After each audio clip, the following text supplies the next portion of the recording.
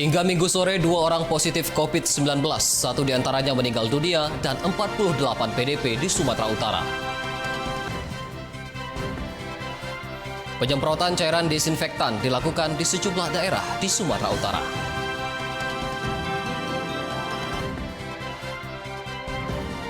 Social distancing, cara untuk mengantisipasi penyebaran COVID-19.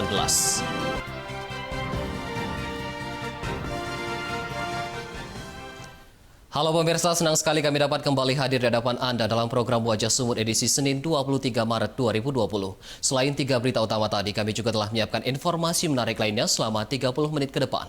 Bersama saya, Dana Pangaribuan, inilah Wajah Sumut selengkapnya.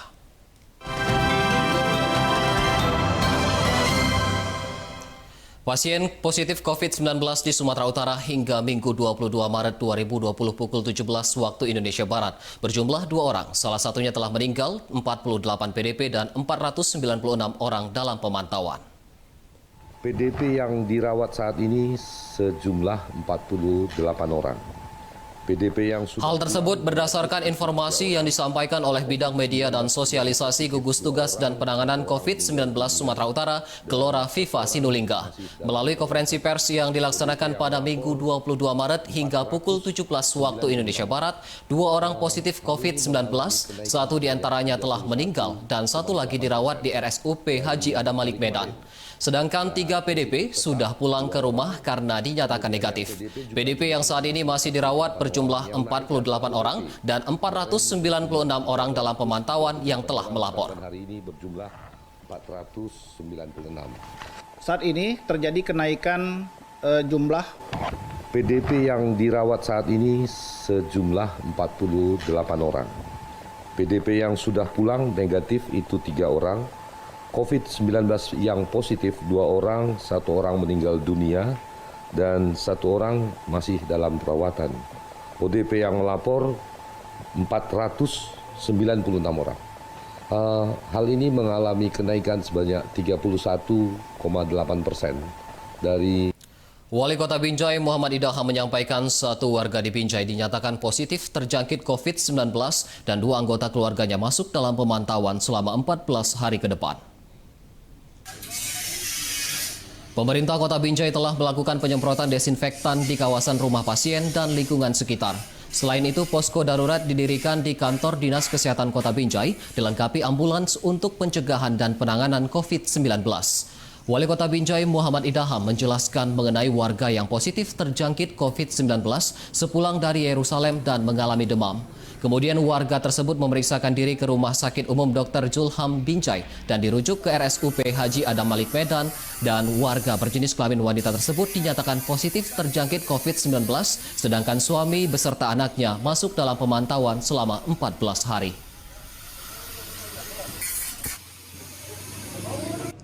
Jadi sekarang sedang dirawat di Rumah Sakit Umum Adam Malik dan dinyatakan positif COVID-19. Dan juga dia bersama riwayatnya beliau yang pasien 02 ini, dia baru pulang dari Yerusalem dan Itali. Dan saat ini juga dia dengan keluarganya ada 2 orang, anak dan... Pemerintah Provinsi Sumatera Utara kembali menggelar rapat dengan seluruh pimpinan rumah sakit di Kota Medan untuk membahas penanganan pasien COVID-19. Pemprov menetapkan sejumlah rumah sakit sebagai rumah sakit penyangga penanganan pasien COVID-19 serta pos penerimaan laporan masyarakat. Usai rapat dengan seluruh pimpinan rumah sakit di Medan, Pemprov menetapkan sejumlah rumah sakit penyangga untuk penanganan pasien dan pos penerimaan laporan masyarakat. Salah satunya adalah Rumah Sakit Sari Mutiara di Jalan Kapten Muslim, Kota Medan. Rumah Sakit Sari Mutiara disiapkan untuk menerima pasien yang ingin melakukan screening ataupun masyarakat yang mengalami gejala yang mengarah virus COVID-19. Nantinya pasien yang diperiksa di Rumah Sakit Sari Mutiara akan dirujuk ke Rumah Sakit GL Tobing untuk pemeriksaan kesehatan lebih lanjut. Anggota DPRD Sumut fraksi Partai Nasdem Tuahman Purba mengapresiasi respon cepat Gubernur Sumatera Utara dalam menanggulangi pasien yang mengeluhkan gejala yang mirip COVID-19. Sementara dari data Rumah Sakit Umum Pusat Haji Adam Malik Medan hingga 22 Maret, ada sebanyak 13 kasus PDP yang dirawat, 3 PDP negatif dan 2 kasus PDP positif, 1 diantaranya meninggal dunia.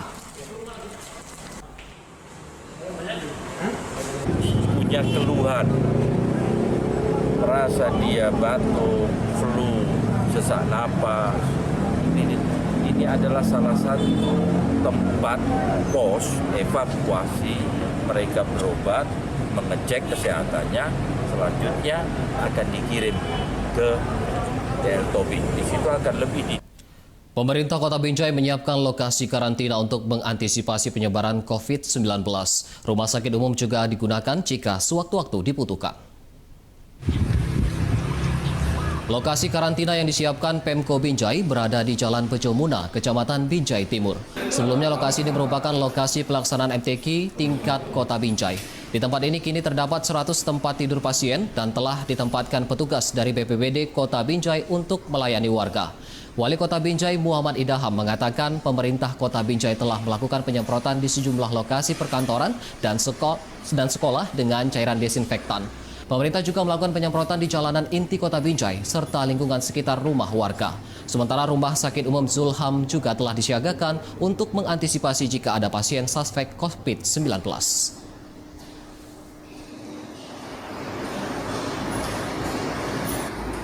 Selama liburan sekolah ini semua sekolah dan semua tempat-tempat keramaian akan perkantoran akan kita disinfektan. Dan kita juga menyiapkan beberapa langkah seperti kita menyiapkan ada satu pusat untuk karantina yang orang di bawah pengawasan. Kita sudah siapkan untuk hampir 100 bed yang di bekas Pemirsa, Forkada dan Forkopimda Kepulauan Nias menggelar rapat percepatan pencegahan wabah COVID-19 di Kota Gunung Sitoli, Nias. Dalam rapat diputuskan 11 poin kesepakatan, salah satunya meminta Kemenkes RI untuk menunjuk RSUD Kota Gunung Sitoli sebagai rumah sakit rujukan COVID-19.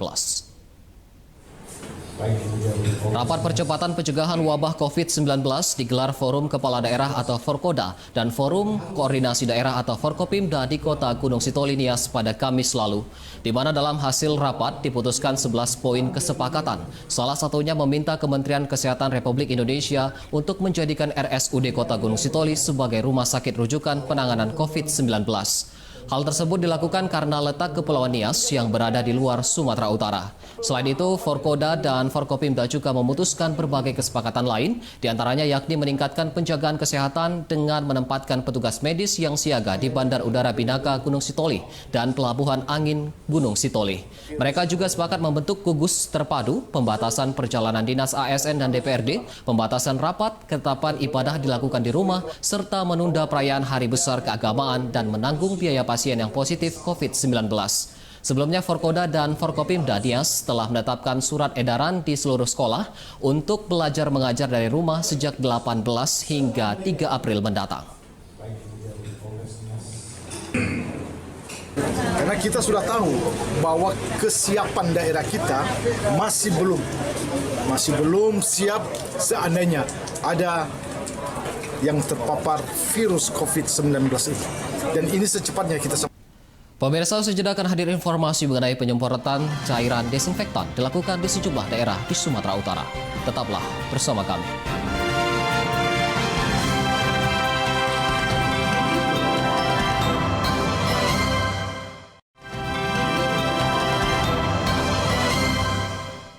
Anda masih bersama kami di Wajah Sumut. Dewan Perwakilan Rakyat Daerah Kabupaten Nias Selatan menanggapi penggunaan APBD oleh pemerintah kabupaten untuk penanganan pencegahan penularan COVID-19.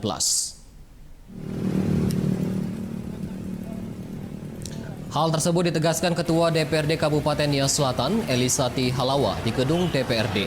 Elisati berharap pemerintah kabupaten dapat mengoptimalkan penggunaan APBD untuk mengantisipasi penyebaran virus COVID-19. Nantinya Pemkab Nias Selatan dapat memanfaatkan uang kas yang tersedia dan pembebanan langsung pada biaya tak terduga untuk kebutuhan pengadaan masker, thermal gun, dan hand sanitizer sesuai dengan standar Kementerian Kesehatan.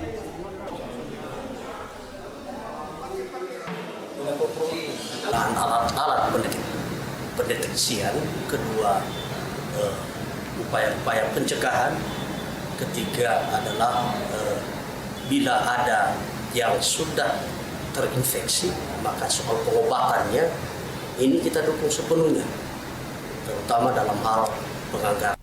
Pasca dikeluarkannya kebijakan libur sekolah guna mengantisipasi COVID-19, puluhan pelajar di Kecamatan Deli Tua, Deli Serdang terjaring razia kasih sayang di sejumlah warung internet.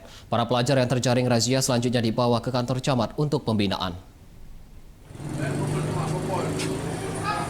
Sebanyak 56 pelajar mulai tingkat sekolah dasar hingga sekolah menengah atas terjaring razia kasih sayang yang sedang bermain game online di sejumlah warung internet pada Kamis lalu. Para pelajar yang terjaring razia kemudian dibawa ke kantor camat Deli Tua untuk dilakukan pembinaan tentang bahaya COVID-19 dan membuat surat perjanjian untuk tidak bermain game online lagi selama kebijakan belajar di rumah diberlakukan. Camat Deli Tua, Wakil Karo-Karo mengatakan razia rutin digelar sebagai langkah antisipasi dan meminta pelaku usaha warung internet serta para orang tua untuk lebih mengawasi anak dalam menerapkan kebijakan belajar di rumah di tengah pandemi COVID-19.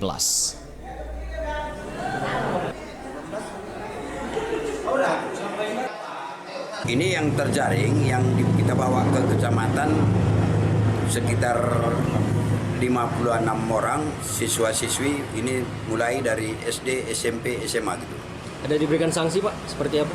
Ini untuk sementara tadi kita panggil orang tuanya, kita Pasca keluarnya ketetapan Fatwa MUI nomor 14 tahun 2020 tentang pelarangan sholat berjamaah dalam kondisi wabah COVID-19, pemerintah Kota Medan masih tetap menjalankan ibadah sholat Jumat berjamaah. Hal tersebut disampaikan oleh PLT Wali Kota Medan Ahyar Nasution di Komplek Wartawan Kota Medan. Ia menyebut pihaknya masih memberlakukan sholat Jumat dan sholat fardu berjamaah di masjid karena fatwa dari MUI ditujukan kepada orang yang terpapar COVID-19. Menurutnya, orang yang sehat dan tidak dalam pemantauan COVID-19 dapat melaksanakan ibadah sholat Jumat dan sholat fardu di masjid. Selain itu, ia mengaku pihaknya telah keterbatasan dalam penyediaan hand sanitizer dan semprotan desinfektan untuk masjid-masjid yang ada di Kota Medan. Sehingga ia mengimbau warga Kota Medan untuk menyiapkan perlengkapan kesehatan secara mandiri saat berada di masjid seperti membawa hand sanitizer, masker, dan sajadah pribadi. Meski demikian, pihaknya telah membuat hand sanitizer secara mandiri dan akan dibagikan secara berkala ke berbagai masjid yang ada di Kota Medan.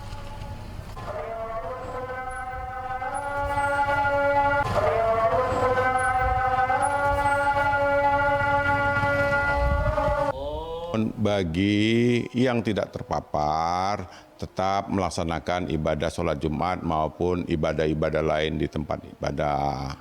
Dan pemerintah Kota Medan juga, saya sudah putuskan mempersiapkan pertama anggaran untuk penanganan COVID ini. Kami siapkan tahap awal ini sebesar 60. Pemirsa, guna mengantisipasi penyebaran virus COVID-19, berbagai langkah pencegahan dilakukan. Salah satunya dengan penyemprotan cairan desinfektan di sejumlah titik di Sumatera Utara, mulai dari transportasi publik, rumah ibadah, hingga lapas.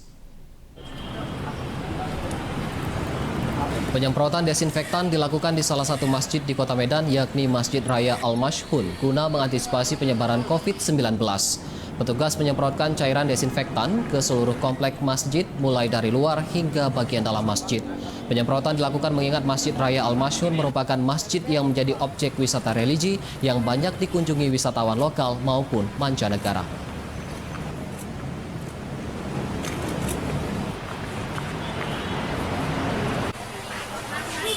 Sementara di Kota Tebing Tinggi, penyemprotan desinfektan juga dilakukan di Lapas Kota Tebing Tinggi. Penyemprotan dilakukan ke seluruh ruangan, perkantoran maupun blok tahanan. Selain penyemprotan, pihak lapas juga telah memperketat prosedur kunjungan dengan mewajibkan pengunjung menjalani pemeriksaan suhu tubuh. Kepala Lapas Kota Tebing Tinggi Theo Adrianus mengatakan jika status siaga ditetapkan, maka nantinya jam kunjungan akan ditiadakan dan dialihkan pada layanan panggilan video.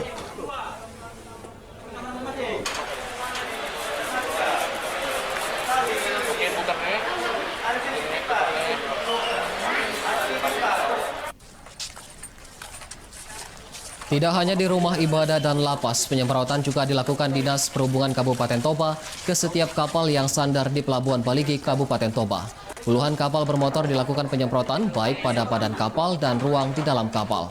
Selain itu, pihak Dinas Perhubungan Kabupaten Toba juga memberikan cairan hand sanitizer kepada setiap penumpang kapal dan mengimbau untuk tidak panik di tengah pandemi COVID-19.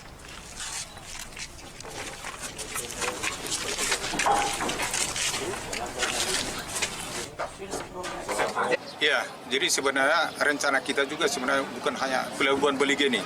Kalau bisa juga karena ada beberapa pusat kegiatan juga di Ajibata, ini barangkali nanti akan kita lakukan supaya ini juga ikut menjadi program. Karena kita juga sudah menetapkan destinasi kawasan Danau Toba ini sebagai kawasan strategis. Usai jeda, kami kembali dengan informasi mengenai social distancing, cara untuk mengantisipasi penyebaran COVID-19. Tetaplah bersama kami.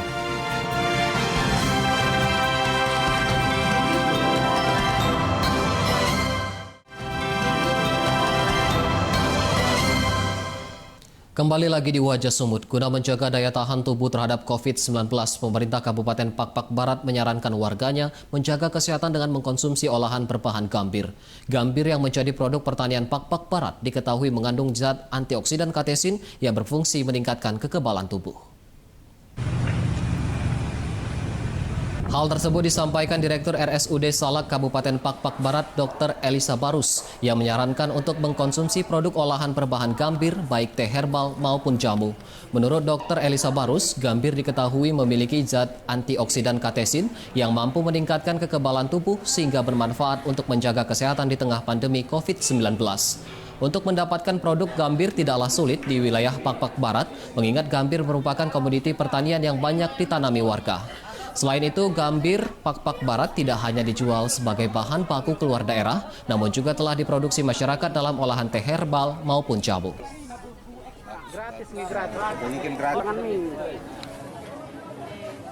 Dua kali sedari, sejam sebelum makan siang, untuk antioksidan dan anti radikal bebas ya. Jadi membuat tubuh kita dan sel-sel tubuh kita sehat.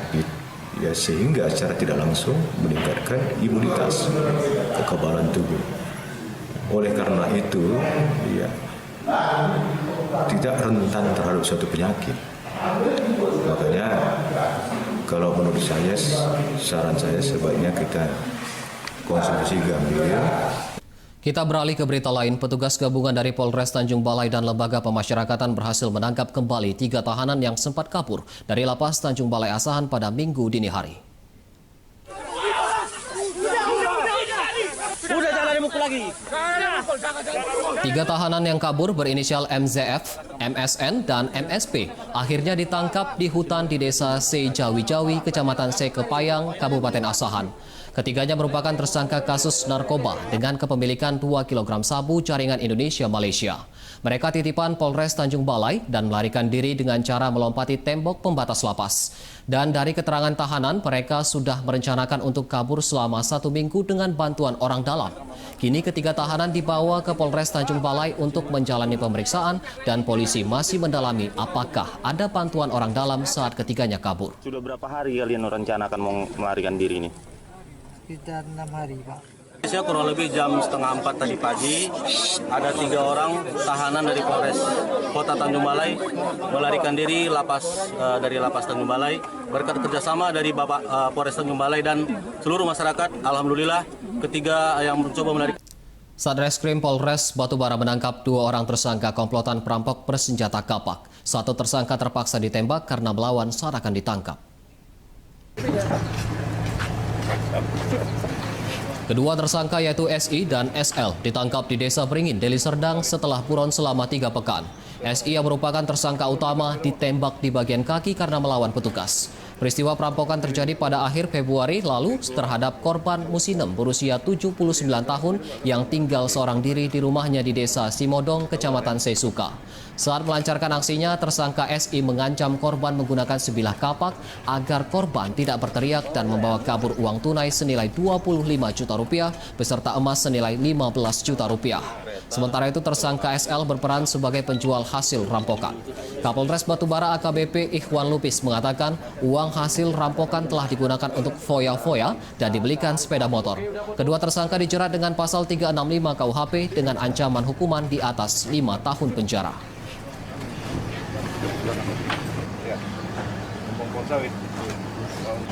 Mengambil uang 25 juta rupiah dan perhiasan 2 kalung sepasang anting-anting. Tapi ketahuan juga sama pemilik rumah, tapi diancam pakai kampak. tidak dilukai ya, hanya diancam pakai ini. Diarahkan baik kampak sehingga korban tidak. Pemirsa, guna memutus mata rantai penyebaran COVID-19 di Indonesia, pemerintah mengambil langkah penerapan social distancing ketimbang lockdown. Social distancing dinilai efektif untuk menekan penyebaran virus sekaligus mencegah terjadinya penumpukan pasien di rumah sakit akibat virus COVID-19. Lalu apa pentingnya kita menerapkan social distancing untuk mencegah penyebaran COVID-19? Berikut liputannya untuk Anda. Dan informasi tersebut sekaligus menjadi penutup Wajah Sumut edisi hari ini. Saya Dana Pangribuan beserta kru yang bertugas mengucapkan terima kasih dan sampai jumpa. Pemirsa, angka kasus COVID-19 di Indonesia terus bertambah. Juru bicara pemerintah untuk penanganan COVID-19 Ahmad Yulianto menyampaikan hingga saat ini kasus positif COVID-19 di Indonesia sudah mencapai lebih dari 170 kasus. Namun 9 diantaranya sudah dinyatakan pulih atau sembuh dan akan ada lagi pasien yang pulih dari COVID-19. Maka dari itu pemerintah Indonesia menghimbau masyarakat untuk menerapkan social distancing. Social distancing sendiri merupakan langkah ataupun upaya yang diambil pemerintah Indonesia ketimbang lockdown guna memutus mata rantai penyebaran COVID-19. Social distancing yang diterapkan adalah belajar dari rumah, bekerja dari rumah, dan beribadah di rumah. Lalu apa sih sebenarnya pentingnya untuk menerapkan social distancing guna mencegah penyebaran COVID-19? Mari kita lihat.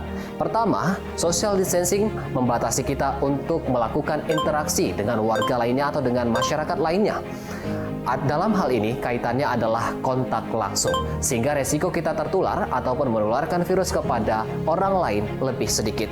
Kedua, social distancing membatasi kita untuk menggunakan transportasi umum, fasilitas publik, dan juga berkunjung ke tempat keramaian yang beresiko untuk terekspos virus. Selanjutnya, social distancing adalah upaya untuk mencegah terjadinya penumpukan pasien di rumah sakit. Karena kita tahu bahwa rumah sakit hingga saat ini yang memiliki fasilitas penanganan COVID-19 di Indonesia masih terbatas. Dan saya akan menunjukkan seperti apa jika terjadi penumpukan pasien di rumah sakit akibat virus COVID-19. Dan sini saya sudah menyediakan wadah yang berisi beras. Kita anggap saja ini adalah warga ataupun pasien. Kemudian saya sini sudah menyediakan wadah satu lagi, yakni botol. Kita anggap saja ini adalah rumah sakit dan ada garis daya tampung dari rumah sakit tersebut.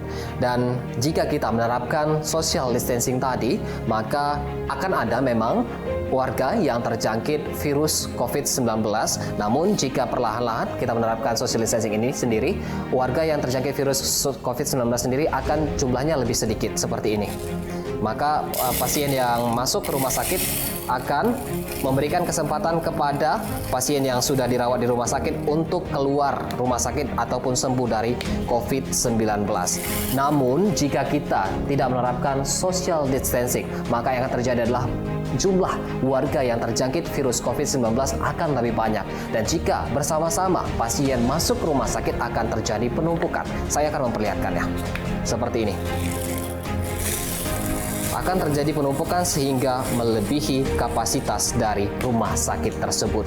Nah, inilah yang mengkhawatirkan sehingga pasien akan mengalami atau berpotensi mengalami kematian. Pencegahan ini juga bermanfaat atau memberikan kesempatan kepada pasien non-COVID-19 untuk mendapatkan perawatan medis sehingga pasien lain juga dapat atau meminimalisir terjadinya atau terjangkitnya virus COVID-19 kepada pasien non-COVID-19. Nah, inilah pentingnya kita untuk menerapkan langkah yang diambil pemerintah. Dan saatnya lah kita untuk menerapkan metode social distancing. Hal ini bisa kita lakukan bersama-sama, melakukan langkah yang sama guna memutus mata rantai penyebaran COVID-19. Karena dengan bersama-sama kita bisa melawan Corona ataupun COVID-19. Demikian dari Medan, Sumatera Utara, Dana Pangribuan, Edi Sumbirik, Metro TV.